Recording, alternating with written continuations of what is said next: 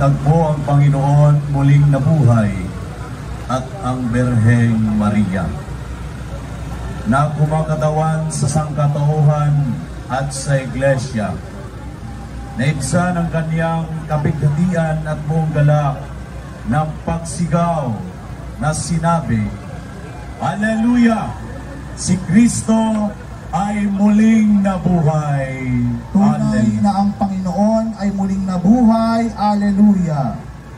Mga minamahal na kapatid, kay Kristo, sa pinakabanal na gabing ito, kung kailan ang ating Panginoon ay lumagpas sa kamatayan patungo sa buhay, ay niyahan ng Iglesia ang lahat ng kanyang mga kasaping nasa lahat ng sulok ng daigdig, upang magatipon sa pagbantay at panalangin, sapagkat ito ang Pasko ng Panginoon, kung kailan tayo ay makikibahagi sa kanyang tagumpay sa kamatayan, sa pamamagitan ng pakikinig ng kanyang salita at sa pagdiriwang ng kanyang sakramento.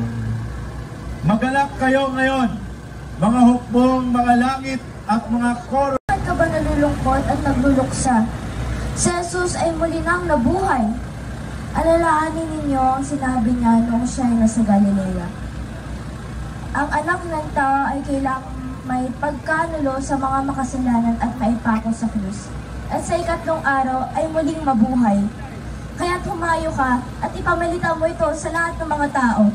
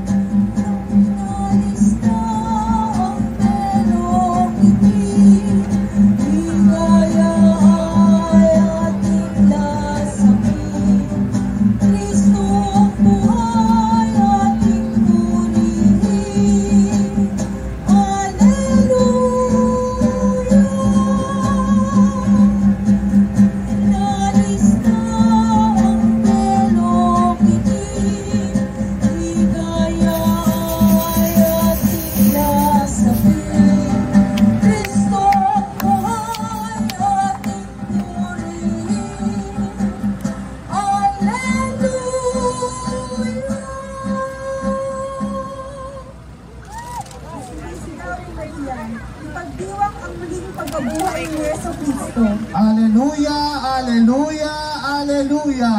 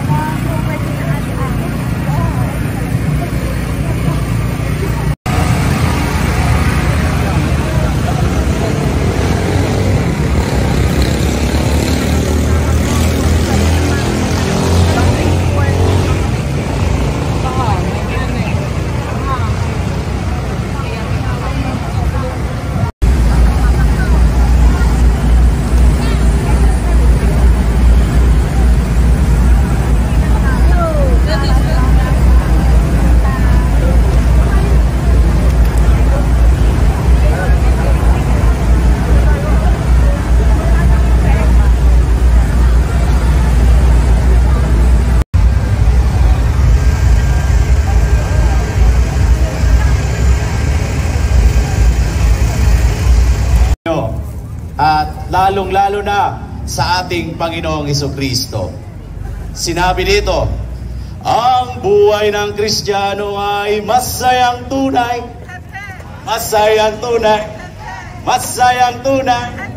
Ang buhay ng Kristiyano ay masayang tunay, masayang tunay. Tunay na ang Panginoon ay muling nabuhay. Alleluia! Alleluia! Palaman po natin ng malakas ang ating Panginoong Hesukristo. Mga kapatid, isang mapagpalang umaga po sa atin na tunay nga ang ating Panginoon ay binigyan tayo ng pag-asa. Sabihin ninyo sa katabi ninyo, binigyan ka ng Diyos ng pag-asa. Binigyan.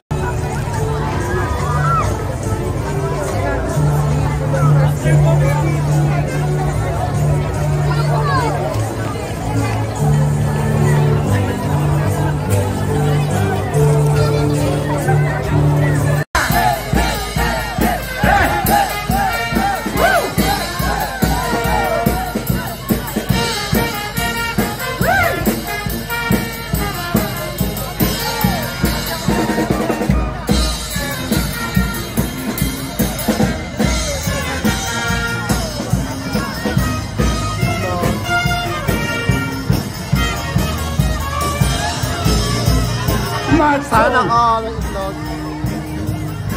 Sige tayo itlog.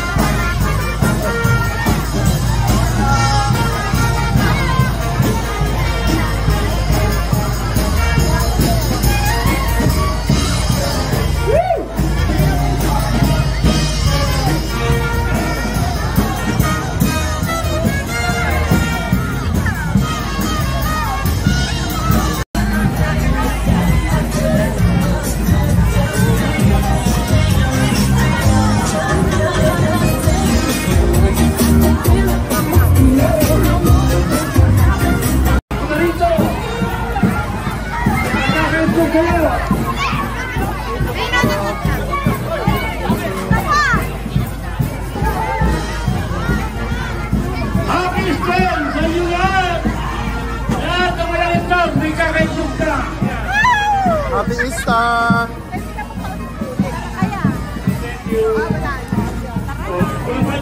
Happy Easter! Happy kayo lang ang itlog.